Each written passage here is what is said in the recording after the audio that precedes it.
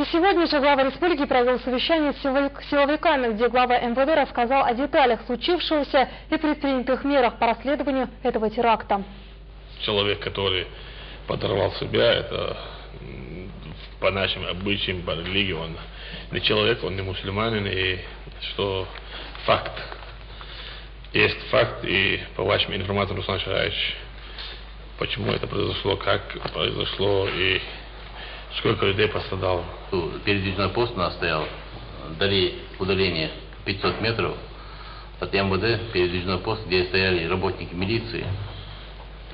Подошел гражданский, по предварительной нашей информации гражданский, но поздоровался, сотрудники милиции сказали так, убрать машину, стоять. Но на их требования он сказал «салам алейкум», подошел, обняв сотрудников, подорвался. Бандит. Личность 90% установлена. Дальше следственная оперативная группа работает. Ценой своей жизни двое сотрудников предотвратили большое количество жертв. Также у нас ранены 3 сотрудников и 2 погибших. В целом ситуация в республике под контролем.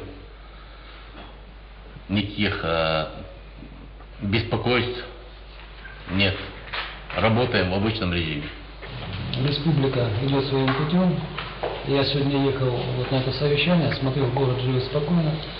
Значит, со своей стороны мы предпринимаем конкретные шаги в оказании содействия раскрытию этого данного преступления. Работала следственная оперативная группа, в которой входили наши взрывотехники. В настоящее время сейчас обработка идет собранных материалов. Более подробно мы дадим информацию средствам массовой информации. Также мы окажем содействие по линии ФСБ в установлении личности данного преступника. Я думаю, что то, что случилось в республике, оно не способно остановить тот курс, который мы сегодня все избрали, по которому идем.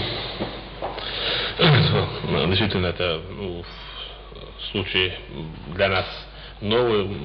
Действительно, война закончилась на территории Чеченской Республики. Это люди, которые сегодня действуют против мирных граждан, против мира и стабильности на территории Чеченской Республики. С этими людьми надо жестко, даже жестоко бороться. Руслан Шараевич, надо бороться с теми людьми и выявить банд-групп, кому он принадлежит, или принадлежит он кому-либо. И надо действовать на территории Грозного, чтобы не допустить такое явление. А так погибшим сотрудникам мы поможем всячески, и раненым поможем. И я думаю, что будет в ближайшие дни найдены те люди, кому он принадлежал, и на территории Чеченской Республики проводятся мероприятия, оперативные мероприятия, и на сегодняшний день у нас есть очень хорошие результаты, есть информация конкретная, надо реализовать все планы. Я призываю, чтобы в ближайшем время провели расследование, довели дело и преступление, которое совершено, надо раскрыть, и раскрыть это мы 99% знаем примерно, кто он, и должны знать, как он заехал и какими путями, и чтобы не допустить такие явления на территории Грозного, на территории Чеченской Республики.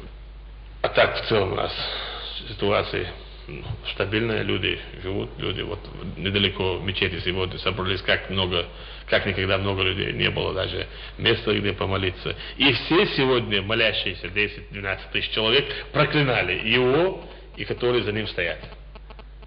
Вплоть до того, что родственников даже проклинали, почему не смотрят за своих родственников и детьми. Проклинали, чеченский народ проклинает их, мусульмане их проклинают.